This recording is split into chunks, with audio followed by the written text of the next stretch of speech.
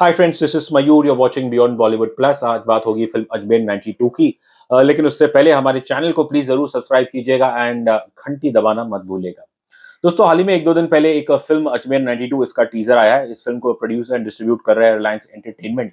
और इसकी टीजर आने के बाद जाहिर है इस फिल्म पे चर्चा हो रही है। सो दरअसल this film is based on the tragic episodes of Ajmer file, जिसे अजमेर केस या फिर अजमेर 92 भी कहते हैं।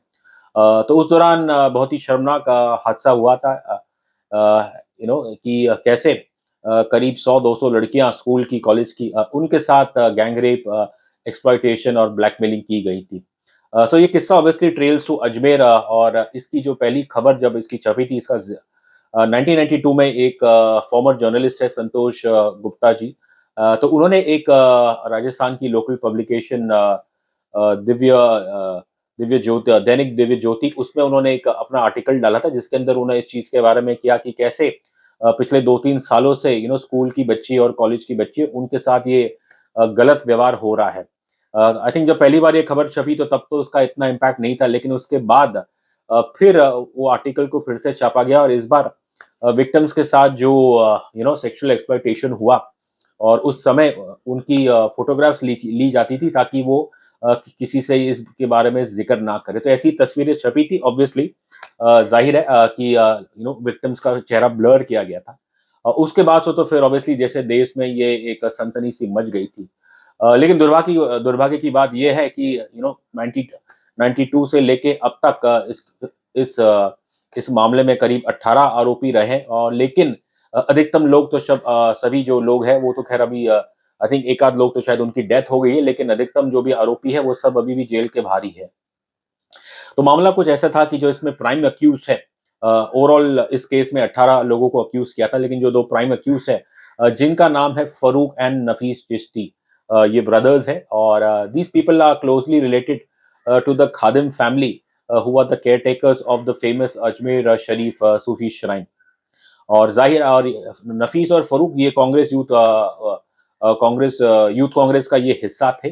और शायद इसलिए because of their social political clout, इन्होंने अपनी सोसाइटी में पोज़ीशन और अपने सोशल पॉलिटिकल अथॉरिटी का बहुत ही गलत इस्तेमाल किया एलिजेडली।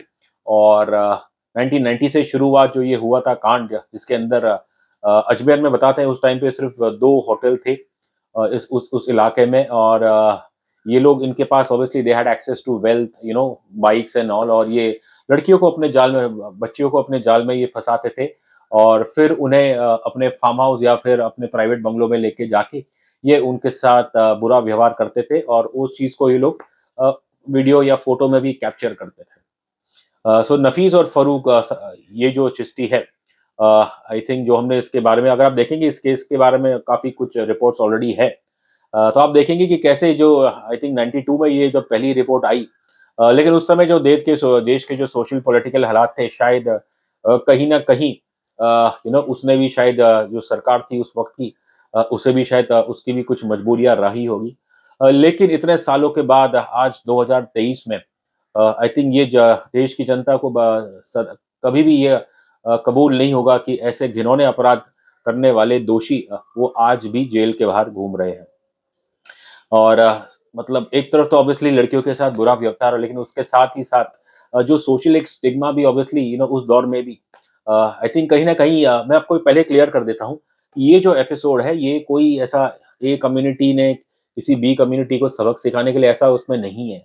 अगर आप देखेंगे in the list of 18 accuse, उसके अंदर तो 2-3 हमारे मेजॉरिटी कम्युनिटी के लोग हैं, जिनमें से एक वो व्यक्ति है जो इन विक्टिम्स की फ़ोटो खींचता था। और तो कहीं न कहीं आई थिंक दुर्भाग्य से कहना पड़ेगा कि उस दौर का जो हमारा समाज था वो काफ़ी ही एक पेट्रियार्कल था, और इन लड़कियों का तो बिल्कुल जीना मुश्किल हो गया था, और दुर्भाग्य से ऐसा हमने पढ़ा है कि कई लड़कियों ने तो, बच्चियों ने तो आत्महत्या कर ली थी।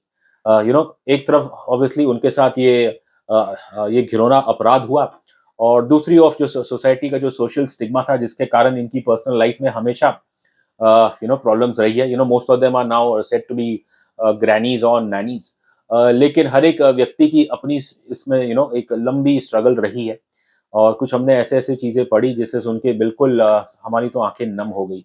आई थिंक मेन तो यही होता था कि आई थिंक कि उस टाइम पे जो अजमेर का माहौल कुछ ऐसा था कि किसी को नहीं पता था कि ये लड़कियाँ कौन हैं। और जब किसी लड़की की उस क्षेत्र में किसी से शादी की बात होती थी, तो सामने वाले लड़के वाले के परिवार वो उस आर्टिकल को लेके आते थे और वो पूछते थे लड़की वाले से, आई होप कि कहीं आपकी बेटी तो इनमें से नहीं है। और अगर उन्हें कुछ ऐसा शक होता, तो वो रिश्ता तोड़ देते। तो इसके कारण ऑब्वियसली उन बेचारों की शादी भी ठीक से हो नहीं पाती थी। हमने जैसे पढ़ा है कि शायद कई केसेस में तो लड़के बस किसी से भी इन लड़कियों की शादी करा देते थे। कई लड़कियों ने सुसाइड कर लिया, और जो थोड़े बहुत जिन्होंने उस दौरान हिम्मत की थी, उसमें से भी कई लोग हॉस्टाइल हो गए, बिकॉज़ नेचुरली उन्होंने बेचारों ने देखा ना कि कुछ हो नहीं रहा है, बस केस चलता ही जा रहा है, चलता ही जा रहा है। आई थिंक 2000 के बाद अरेस्ट किए गए थे, और जो मेन अक्यूज़ है फ न नफीस एंड फ़ारूक, इन दोनों को अरेस्ट किया था। इनको सज़ा भी सुनाई थी और भी आरोपियों को लाइफ़ इम्प्रिज़नमेंट सुनाई थी। लेकिन अगर आप आज देखेंगे, तकरीबन शायद सभी के जो सेंटेंसेस है, जो सज़ा है, वो सब कम कर दी गई है, या कुछ लोग because of obviously lack of evidence, क्योंकि कई केसेस में विटनेस हॉस्टाइल हो जाते थे, उसके कारण तो खैर कानून भी मजबूर था। तो खैर ये दुर्भाग्य कहानी है, and it is a sad reality. I would say it's one of the most darkest chapters in India's history. और मुझे नहीं लगता कि आज 2023 में, आज के इस दौर में, हमारी जो लॉ एंड ऑर्डर है, उसे तो एक्ट करना पड़ेगा, for the justice for the many victims. Teaser जो आया था ऑब्वियसली एक दो दिन पहले, छोटा सा ही टीजर था। आई थिंक उसमें जो एक चीज हमें जो ऑब्वियसली काफी हिट की, कि कैसे एक कैरेक्टर कहता है कि क्या हम हिंदू मुस्लिम के दंगों के डर से, क्या हम इन लड़कियों के बारे में सोचना बंद कर दे। तो दुर्भाग्य से उस समय जो देश के हालात थे, सोशल पॉलिटिकल चीजें थी, और खासकर 92 में, तो शायद ऐसा लगता है कहीं न कहीं उस समय जो भी हुकूमतें थी, वो भी कहीं न कहीं मजबूर थी। लेकिन अब मुझे नहीं लगता ऐसी कोई स्थिति है, और मेरा अब कश्मीर फाइल जैसी फ़िल्में आ चुकी है, केरला स्टोरी आई है। हाँ, बवाल हुआ, लेकिन हमने तो कहीं पे दंगे तो होते हुए देखे नहीं हैं। और ये फ़िल्म ऐसी है, मैं आई थिंक लोगों से गुज़ारिश करूँगा कि भले कैसी ही बनी हो, अच्छी-बुरी हो, ये मुझे नहीं पता, हमने अब तक देखी नहीं है। लेकिन आप कम से कम इन लड़कियों के जस्टिस के लिए तो ज़रूर आवाज़ करें। आप भले ही ये फ़िल्म ना देखें, लेकिन कम से कम जो दर्दनाक ये कहानी है, इसके बारे में आप पढ़ें, सुनें थोड़ा, ताकि आप इस चीज़ विषय पे जागरूक हो, और आप हमारी देश, सभी there has to be a nationwide call कि इस मैटर में तो भई जस्टिस होना ही चाहिए। खैर, अब फ़िल्म जब अगले हफ्ते आएगी तो तब पता चलेगा ये फ़िल्म कितनी अच्छी बुरी है। और बस एक चीज़ मेरी एक उम्मीद ये है कि आई होप कि ये फ़िल्म, जो कुछ फ़िल्में जो पहले आई हैं, कंट्रोवर्शियल फ़िल्में, ये वैसी ना हो, और अ, ना किसी भी स्थिति में इस फ़िल्म किसी को भी, चाहे वो फ़िल्म बनाने वाले हो या पॉलिटिकल पार्टीज़ हो, वो इसे बस एक अपना वेस्टेड इंटरेस्ट का टूल ना बना दे, बिकॉज़ ऑब्वियसली राजस्थान में इस साल इलेक्शन भी है।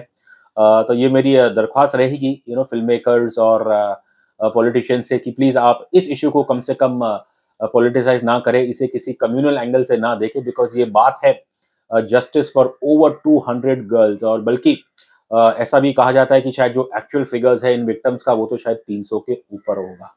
तो आप इमेजिन कर सकते हैं क्या किस दौर से ये विक्टिम बेचारे गुज़रे होंगे, और जिन्होंने सुसाइड किया, वो बेचारे तो उनकी आत्मा ज़ाहिर है वो तो आज भी जस्टिस के लिए कर दी है। और जो इतनी जो महिलाएँ अभी ज़िंदा है, लेकिन उनके उनके ऊपर क्या बीती होगी इतने सालों का, ये पहले तो ये 2-3 साल तक ये अत्याचार चलता रहा, और उसके बाद साल बीतते गए, उन्होंने देखा कहीं से भी जस्टिस नहीं मिला। तो आई कैन होप दैट कि ये कम से कम ये फ़िल्म आएगी जब, तो ये एक आवाज़ उठाएगी इस लोगों को, खासकर यंग जनरेशन को, इस गंभीर विषय पे वो उसे इन्फॉर्म करेगी। एंड आई होप कि हम एज़ अ नेशन, इस चीज़ पे हम गौर करें कि इस मैटर में तो जस्टिस चाहिए, और खासकर जो मेन अक्यूज़ है, फ़ारूक एंड नफीस चिश्ती, इन्हें तो कड़ी से कड़ी सज़ा होनी चाहिए। हमने एक आर्टिकल पढ़ा जो कि शायद 2020 का था, और उसमें जब हमने पढ़ा, कुछ ऐसा मेंशन किया था कि उस दौर तक भी जो अजमेर, जब ये दोनों शख्स अजमेर दरगाह में आते थे, तो लोग इनके हाथ चूमते थे। अब बताइए, अ, क्यों वो लोग इनके हाथ चूम रहे हैं, इसका तो हमें कोई इल्म नहीं है। 2022 में भी एक आर्टिकल आया था कि ये दोनों अभी तक खुलेआम घूम रहे, ऐश ऐशो-आराम की ज़िंदगी जी रहे हैं। तो मेरे हिसाब से तो ये तो भई ह भारतीय डेमोक्रेसी पे, हमारे उसपे तो ये बहुत बड़ा दाग है। बहुत बड़ा घाव है जो अभी तक भरा नहीं है और इसे भरना बहुत ही आवश्यक है।